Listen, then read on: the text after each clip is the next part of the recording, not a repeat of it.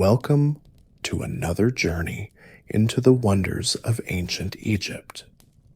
You might think of towering pyramids, golden tombs, or mysterious hieroglyphs, but have you ever wondered how people stayed clean in a world without running water, toothbrushes, or deodorant? Today, we're diving into a less glamorous but fascinating topic: ancient Egyptian hygiene and beauty rituals, because smelling like a god was almost as important as worshiping one. From milk baths to eyeliner, from bald heads to scented wax cones, the Egyptians weren't just obsessed with the afterlife. They also cared a lot about how they smelled right now. So sit back, take a breath, hopefully a clean one, and let's explore the world of soap, style, and sacred scrubbing in ancient Egypt. To the ancient Egyptians, cleanliness was sacred, not just a matter of vanity or comfort. It was a religious duty. Priests, for example, were required to bathe several times a day, morning, noon, and night. They would even shave their entire bodies, yes, everything, to stay pure before performing rituals. No wonder they were always bald. It wasn't just a fashion statement, it was a hygienic one. Even the gods were thought to favor the clean. Dirt, sweat, and body odors were associated with chaos, impurity, and even disease, which, to be fair, is a pretty accurate read. So if you're the type to skip showers, ancient Egypt probably wasn't your era. A typical upper-class Egyptian started the day with a cold rinse from a basin or a servant-poured jug of water. Showers, as we know them, didn't exist, but water was surprisingly abundant thanks to the Nile. After washing, they'd apply oils to the skin, not only to moisturize in the harsh desert climate, but also to block dust and deter insects. Think of it as ancient SPF with bonus mosquito repellent. And yes, they also brushed their teeth, sort of. Egyptians used chewing sticks made from aromatic woods like licorice or palm. Some even made a paste of powdered rock salt and mint. Effective? Kinda. Pleasant? Not really. Dental problems were still super common. Why? Because they loved bread, and sand kept getting into the flour. So basically, every bite was a crunchy dental disaster. Did ancient Egyptians use soap? Yes, but not the kind we know. They made a cleansing paste from animal fats mixed with alkaline salts, like natron. It was kind of a soap, kind of a skin scrub, kind of a weird-smelling science experiment. Natron was a miracle product. It was used for cleaning the body and for mummification. So yes, the same ingredient that preserved dead pharaohs was also used to wash your armpits, multitasking at its finest. For the rich, perfumed oils were a luxurious finishing touch. For the poor, a splash of water and a prayer, most likely. Still, even lower classes made a big effort to stay clean. Public bathhouses didn't exist, but communal washing areas or Nile access points were common. Hair was tricky in Egypt's hot, dusty climate. The solution? Just get rid of it. Men and women of status often shaved their heads, children too. Wigs were worn instead, and they weren't just stylish, they were practical. Fewer lice, less sweat, more fabulousness. Imagine attending a dinner party where everyone's hair is fake, but absolutely stunning. Even body hair was considered dirty. Egyptian elite often removed all of it, including eyebrows. Yes, eyebrows. Sometimes they were painted back on with kohl because fashion always finds a way. The poor couldn't afford wigs, so they kept their hair short, easier to manage, and better for hygiene. Fun fact, head cones, those little cone-shaped blobs seen in Egyptian paintings, were real. They were made of solid perfume that slowly melted over your wig or hair during parties. So imagine spending an evening with scented wax dripping down your scalp. Delightful, right? Perfume in ancient Egypt was more than luxury. It was medicine, ritual, and identity. They crafted aromatic oils from myrrh, frankincense, cinnamon, lotus, and blue water lily. These scents were believed to please the gods, repel demons, and sometimes attract a romantic partner. Let's be honest, a little lotus oil probably helped more than reciting a love poem about harvesting figs together. Priests used incense and perfumes during ceremonies. Women dabbed oil on their necks, wrists, and wigs. And some perfumes were so highly prized, they were buried with the dead, because even in the afterlife, you don't want to smell like camel sweat. Let's talk about the most universal part of hygiene. Yes, toilets. Upper-class homes sometimes had ceramic toilet seats set over sand-filled containers. After doing their business, they would use scrapers, cloth, or smooth stones to clean themselves, a sort of ancient Egyptian bidet, minus the water. Common folk? Nature was the restroom, or simple pits outside the home. And just in case you're wondering, no, toilet paper didn't exist. So next time you complain about single-ply tissue, just remember, the Egyptians had to get creative. Oh, and they believed in washing hands and feet often, especially before meals, not just to be polite, but because the gods were always watching. Cleanliness wasn't just social etiquette, it was cosmic order. The obsession with cleanliness didn't stop at death, it intensified. Before mummification, the body was washed with palm wine and water. Internal organs were removed, and the body dried with natron. Even the dead had to smell nice. Perfumes and oils were applied before wrapping. Cleanliness was part of the journey to the field of reeds, the Egyptian version of paradise. A clean soul and body was necessary to pass judgment in the hall of Ma'at. So yes, even after death, you needed good hygiene, no rest for the messy. So what have we learned?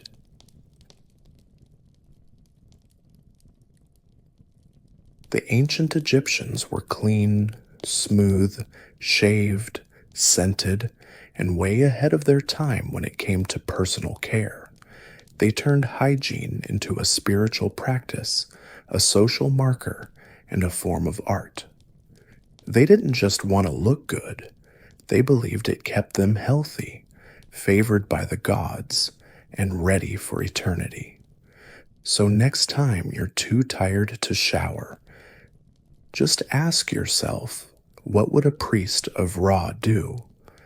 Answer, bathe, oil up, and shave everything. Thanks for watching. If you enjoyed this video, give it a like, subscribe, and tell us in the comments. Would you wear a perfume cone to a party, or shave your head for style and hygiene? Until next time, stay curious and stay clean. Welcome back to the channel. Here we dive deep into the mysteries, wonders, and everyday lives of one of the most fascinating civilizations in history. Today, we're zooming in on a group of people you might not think about at first when you hear ancient Egypt, the farmers. Yes, those humble heroes who worked the land, made sure the food kept coming, and basically kept Egypt running while the pharaohs were busy building pyramids and looking fabulous. So, what was a typical day like for an Egyptian farmer? Grab your sandals and sunscreen. We're going to find out. Farmers in ancient Egypt didn't have the luxury of sleeping in. Their day began at sunrise, when the Nile's waters glistened and the desert air was still cool enough not to feel like a hairdryer set to high.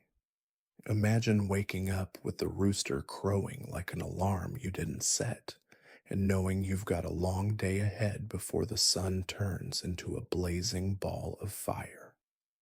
Their homes were simple mud brick huts, not exactly beachfront villas, but effective at keeping the heat at bay.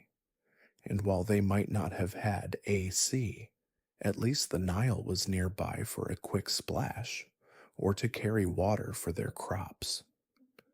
Speaking of crops, these farmers had some pretty basic but effective tools: wooden plows to break the earth, sickles crafted from flint or bronze to harvest grain, and baskets woven from reeds for carrying everything.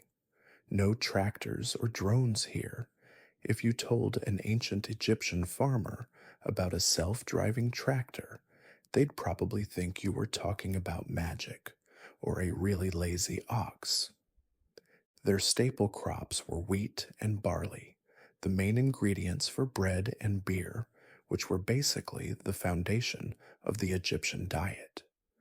Beer wasn't just a treat, it was part of daily nutrition and hydration, kind of like their version of sports drinks, but way less sugary and a lot more filling. The farmers would prepare the soil carefully, plant seeds by hand, and guard their fields against hungry birds and insects using natural remedies like ash or sulfur, basically ancient bug spray, minus the nice smell. By midday, the sun was high and merciless. Even the toughest farmers had to take a break, retreating to the shade of a tree or a mud brick shelter. They'd drink water straight from the Nile or more beer, which, by the way, was more like a thick porridge than what you might imagine. So, yes, beer for breakfast, lunch, and dinner. It sounds like a party, but for them, it was just another day.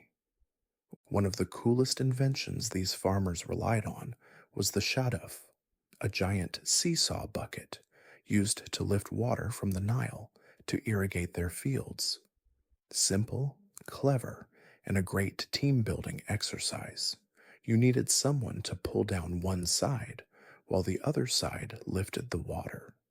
It's basically the ancient Egyptian version of passing the bucket, but with way more Nile water involved.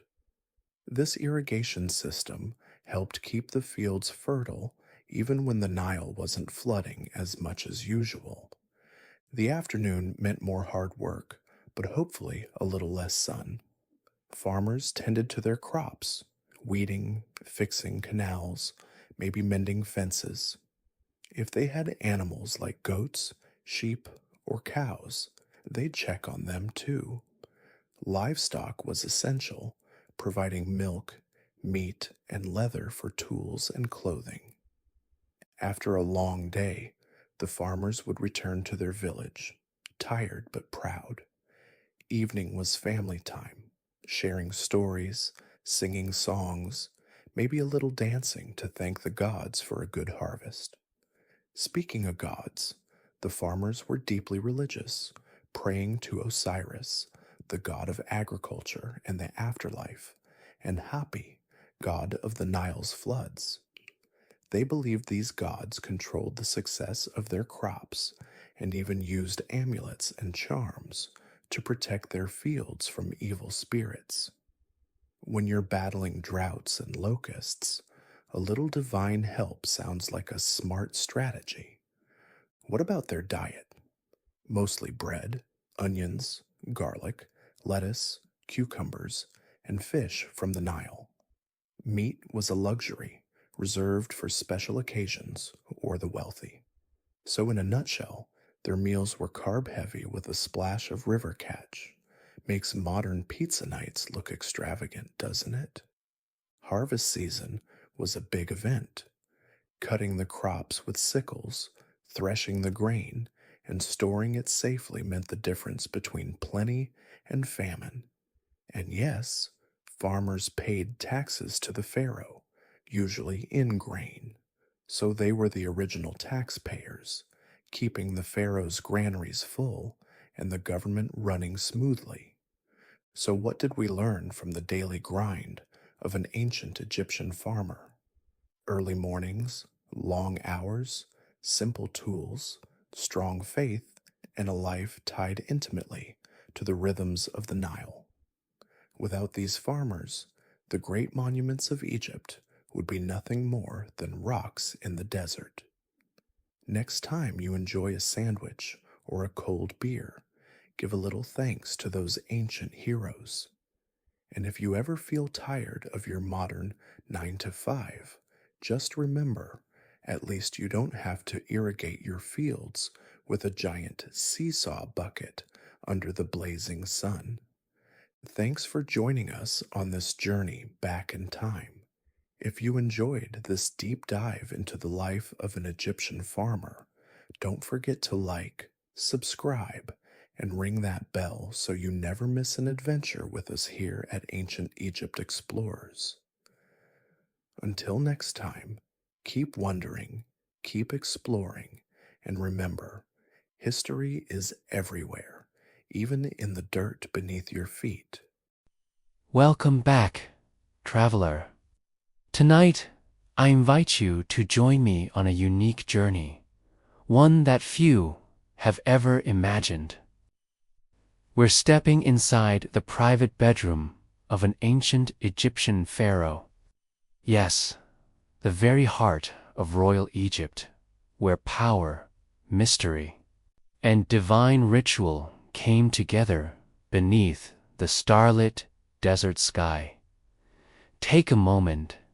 Feel the warm, fragrant air scented with myrrh and frankincense.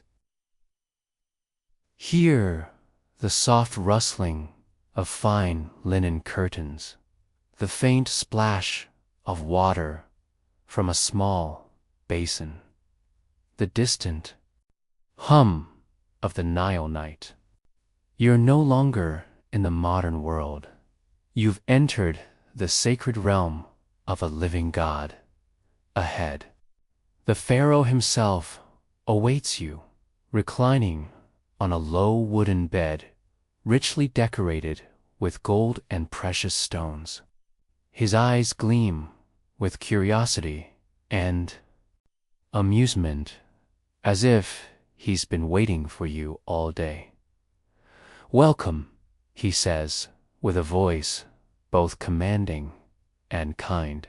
"Tell me, traveler, how do you sleep?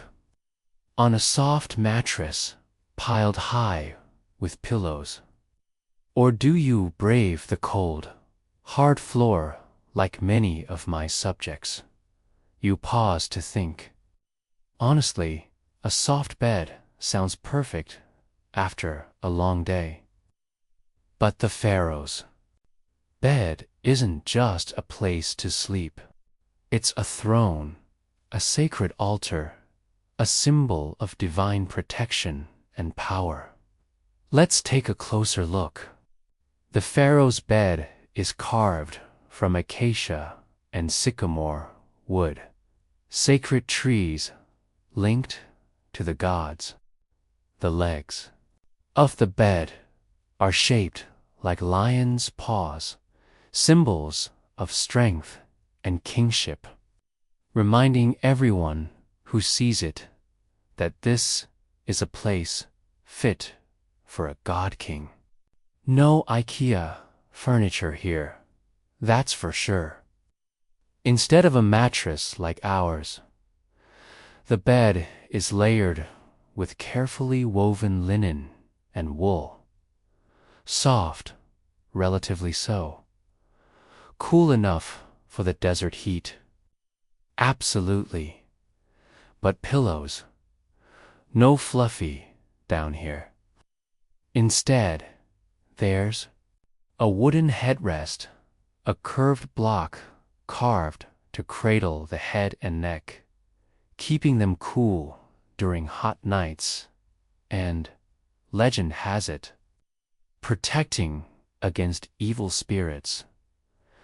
Try to imagine yourself lying on this wooden pillow. How's your neck feeling? Stiff. Already. That's the Pharaoh's little joke on us. But for him, it was tradition and practical too. Now, imagine you've just settled in. Scenes of gods and goddesses, sacred animals, and protective symbols surround you. The eye of Horus watches over the room, believed to ward off evil spirits and protect the king's soul as he sleeps. You glance up and ask, did you really believe these symbols could keep you safe at night? The Pharaoh smiles knowingly. More than that, these symbols were part of a sacred shield. Sleep was not just rest. It was a journey. The soul leaves the body to visit other worlds. Protection was essential. You lean in closer, fascinated. What about dreams? Were they important? Oh yes, he replies. Dreams were messages from the gods. Sometimes warnings, sometimes blessings. I had priests, dream interpreters, who helped me understand their meanings. Before we go further, here's a fun fact. The pharaohs. Sleep wasn't just about rest, it was a spiritual ritual. Ancient Egyptians believed that during sleep, the soul, or Ka, temporarily left the body to mingle with gods and ancestors.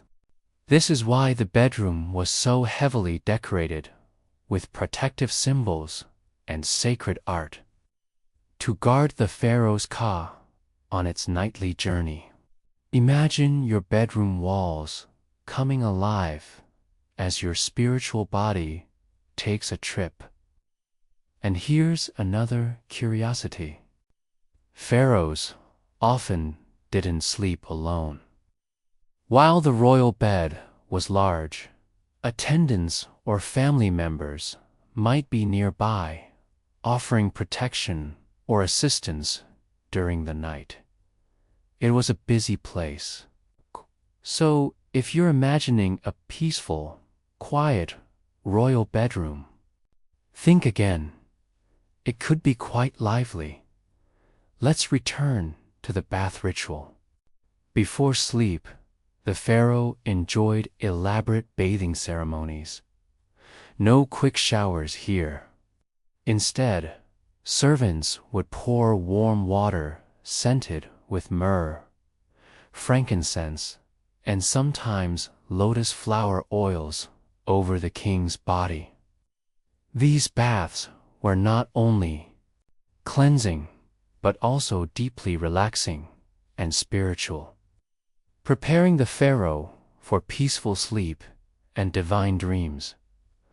Baths were followed by massages with fragrant oils, a bit like an ancient Egyptian spa.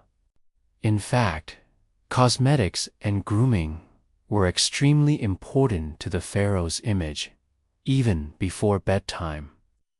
The king's attendants carefully applied kohl eyeliner, not just for looks, but to protect his eyes from the desert glare, and legend says, to ward off evil spirits. By the way, Egyptians loved their scents. Did you know that the pharaoh's bedroom often had containers filled with aromatic resins and oils? Frankincense, myrrh, cedarwood, the scents were believed to purify the space and please the gods. Imagine falling asleep surrounded by these mysterious fragrances, like a royal aromatherapy session. Now, a little bedtime humor from the Pharaoh himself. You know, he says, if I tried sleeping in your modern beds, I might get lost in the softness. Too many pillows and blankets. I'd never wake up from my morning royal duties. You laugh and ask, did you ever have trouble falling asleep? Sometimes, he admits, even gods get restless. But we had remedies, teas made from relaxing herbs like chamomile or lotus flowers, and prayers to soothe the mind. Speaking of prayers, the pharaoh's nightly routine included reciting hymns and invocations to the gods. The bedroom was like a temple after dark. Special statues and amulets were arranged carefully around the bed to invite divine protection. He points to a scarab beetle amulet resting on the bedside table. The scarab is a symbol of rebirth and protection.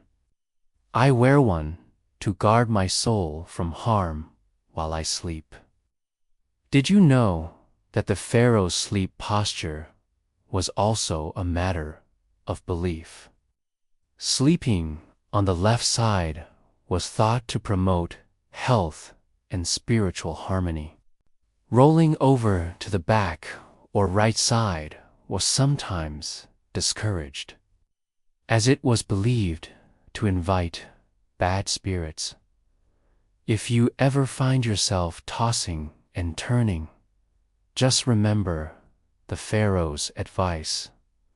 Stay on your left. Okay. Now, for a fun image, imagine the pharaoh in the middle of the night, his royal snore echoing through the palace halls, perhaps waking up his queen with a gentle elbow. Even a god king has human moments. Before we end, let me share a curious fact about ancient Egyptian sleep schedules. Unlike us, who usually sleep through the night, Egyptians often divided their sleep into two periods: an initial sleep after sunset, followed by a wakeful period for prayers, socializing, or even light work, then a second sleep before dawn. So, if you're a night owl who enjoys a midnight snack or quiet time, you're in good company. The pharaoh finally gestures toward the door. It is time for rest. Remember, traveler, sleep is not just a pause. You stand feeling honored to have witnessed this intimate glimpse into royal life. The pharaoh smiles one last time. May your dreams be blessed and your nights peaceful. Thank you for joining me inside the pharaoh's bedroom tonight. If you enjoyed this journey through time, please like, subscribe, and hit the notification bell so you never miss our explorations into the mysteries of ancient Egypt. Sleep well, dream big, and, until next time, keep exploring the wonders of the past.